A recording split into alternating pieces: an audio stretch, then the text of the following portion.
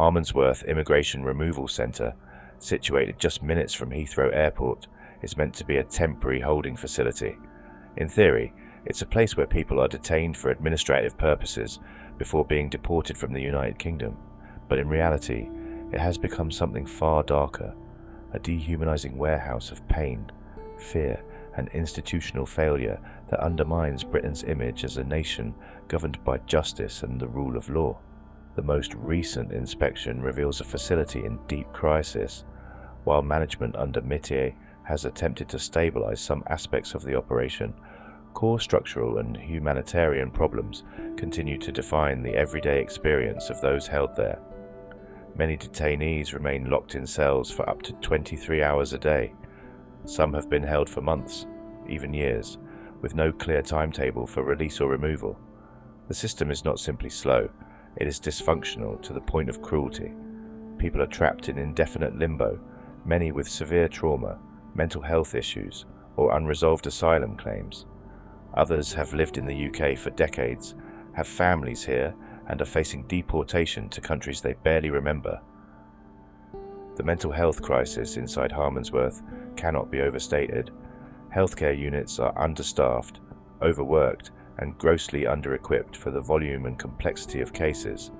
There is no consistent psychological support despite detainees self-harming at alarming rates. Suicidal ideation is not only common, it is normalized. In fact, some of those interviewed by inspectors said they had accepted death as the only escape from the uncertainty and hopelessness. What makes it more chilling is that medical professionals have raised concerns repeatedly, yet nothing changes. The IRC model is built on the illusion of order, while it quietly allows severe human suffering to escalate in hidden corners. The physical state of Harmondsworth is no better. It is described in the report as unsuitable for modern detention purposes, which is a polite way of saying it's falling apart.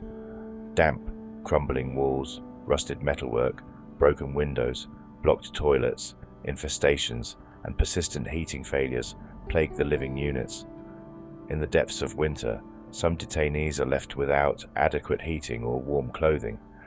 The infrastructure was never designed to hold people for long periods, yet many live here for months, or even years, in conditions worse than many Category C prisons. Cultural and racial tensions are rife. Harmondsworth holds people from over 80 countries, many of whom speak little or no English, yet access to interpreters is inconsistent at best. Staff training on cultural awareness and trauma-informed care is described as basic, which in this environment translates to virtually non-existent. This has contributed to a deeply mistrustful atmosphere where detainees feel ignored, unheard, and targeted. Allegations of racist abuse, both between detainees and by staff, were reported and often dismissed without thorough investigation. One man told inspectors, "We are not treated like people.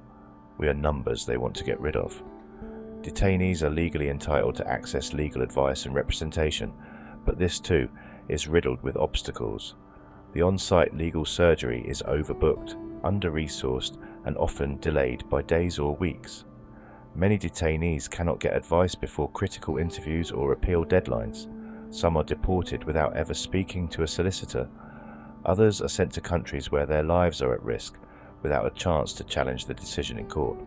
The supposed legal safeguards around immigration detention are paper thin at Harmondsworth.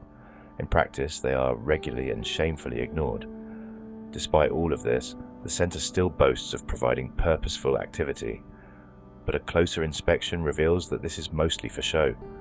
The limited recreational or educational options available are poorly attended, often cancelled, or completely irrelevant to the needs of detainees. In reality, most detainees sit idle with no access to meaningful activity, education, or work. Some volunteer to clean their own units simply to break the monotony. This lack of stimulation exacerbates the mental health crisis. People deteriorate, slowly, sometimes violently, and almost always without notice. Family contact is also severely restricted. Despite promises of video calls and improved visiting conditions, the reality is bleak. Many detainees have no idea when, or if, they will see their families again. Some fathers haven't seen their children in years.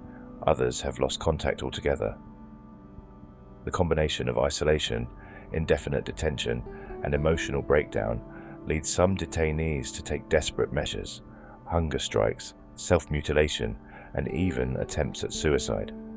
Harmondsworth is not just a place where people are held, it is a place where people are broken. Staff themselves are often demoralized, burned out, or overwhelmed. High turnover rates, mandatory overtime, and inadequate training mean that even well-intentioned officers are ill-equipped to manage such a complex and distressed population. Many simply give up. The result is a rotating door of temporary agency staff who do not know the detainees, do not speak their languages, and have little stake in their well-being. This lack of continuity contributes to the widespread perception among detainees that the staff don't care, or worse, that they're complicit in the system's abuse. Even MITI, the private contractor in charge, has not escaped criticism. The report raises serious questions about the company's ability to run a detention center of this scale. Repeated failings, from mental health triage to basic maintenance, have been met with hollow promises and vague action plans that never materialize. Meanwhile, shareholders continue to profit, while men inside the center spiral into psychological collapse. And all of this is happening not in secret, but in plain sight. Harmondsworth has been inspected, audited, and scrutinized for over a decade. Every major NGO in the country has condemned the conditions. Parliamentary committees have published reports. Journalists have exposed the same issues over and over again. Yet nothing changes. The system is built to detain, not to care, to deport, not to understand. Harmondsworth is not a failure of oversight. It is the logical outcome of a system that treats migrants, refugees, and asylum seekers not as humans, but as problems to be solved by incarceration. And the public, for the most part, remains unaware, or worse, indifferent. Politicians talk about deterrence and control, while thousands of lives are quietly shattered behind these walls. So here's the conclusion. Harmondsworth Immigration Removal Centre is a stain on modern Britain.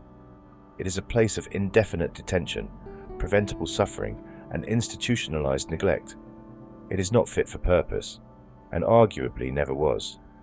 It's a facility where the rule of law, dignity, and basic decency have been slowly eroded in the name of border control. If nothing changes, more people will be harmed, more will be deported unlawfully, and more will die alone, forgotten, and uncounted. Now we ask you, should indefinite immigration detention even exist in a democratic society? How is it possible that a facility with this level of documented abuse continues to operate under government contract? Why has no one, from senior Home Office officials to MITI executives, been held publicly accountable? And perhaps most importantly, what does it say about us as a nation that Harmondsworth is allowed to continue year after year as if this is normal? Let us know what you think.